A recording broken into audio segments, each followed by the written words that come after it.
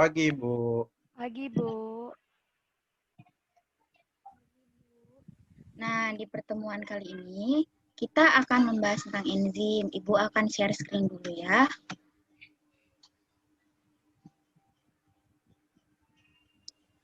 Sudah nampak PPT-nya anak-anak?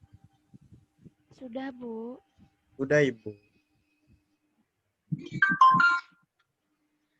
Baiklah, kita akan memulai. Pertama itu enzim. Enzim itu termasuk ke dalam bahasan metabolisme. Nah, di dalam metabolisme itu ada 3 subtopik. Apa saja 3 subtopik itu?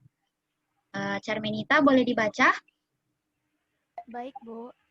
Yang pertama ada enzim, yang kedua katabolisme, yang ketiga anabolisme, Bu.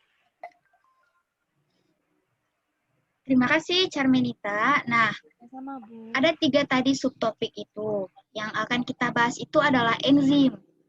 Sebelumnya kita harus mengetahui apa itu enzim. Nah, enzim itu adalah protein katalitik.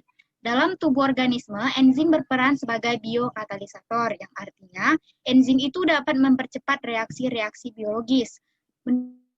Menurut Campbell, Rees, dan Mitchell, itu adalah seorang ahli biologi, enzim akan mengarahkan aliran materi melalui jalur-jalur metabolisme dengan cara mempercepat setiap tahapan reaksi secara selektifin. Nah, Carmenita, lagi.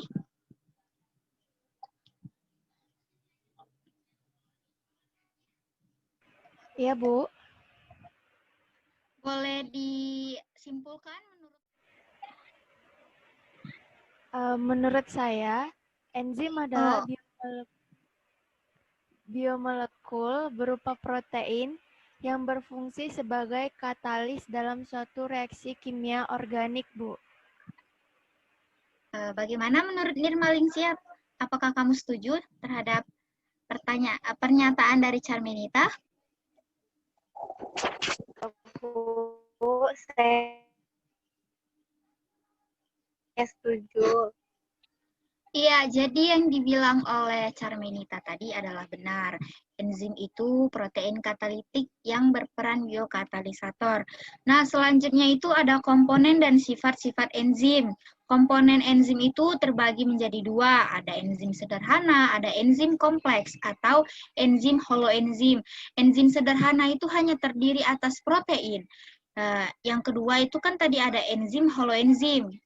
Dia itu terbagi lagi menjadi ada 2. Yang pertama ada apoenzim, yang kedua ada gugus prostetik. Gugus prostetik ini contohnya itu berupa vitamin, NADH, dan koenzim A. Kemudian ada sifat-sifat enzim. Enzim itu bersifat biokatalisator atau mempercepat reaksi. Yang kedua, dipengaruhi oleh suhu dan pH. Semakin tinggi suhu dan pH pada suatu reaksi, maka laju enzim tersebut akan semakin rendah. Yang ketiga, bekerja secara spesifik. Yang keempat, ada bekerja secara bolak-balik. Tekan pada Nirmalita. Iya. Nah, kemudian itu ada cara kerja enzim. Terbagi menjadi 2 cara. Yang pertama itu menurut Lock and Key teori, itu yang artinya teori kunci dan gembok. Teori ini itu menjelaskan bahwa enzim itu diumpamakan sebagai gembok. K itu adalah substrat, maka jadi dia melekat pada enzim tersebut. Yang kedua itu ada induced fit theory atau teori ketetapan induksi. Teori ini menjelaskan sisi aktif enzim dapat berubah bentuk sesuai dengan bentuk substratnya. Jadi dia itu berupa fleksibel. Nah, selanjutnya itu ada faktor-faktor yang mempengaruhi cara kerja enzim.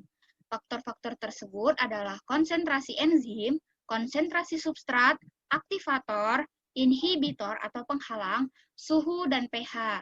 Nah, itu saja. Apakah dari anak-anak sekalian mengerti apa yang Ibu sampaikan? Mengerti, Bu.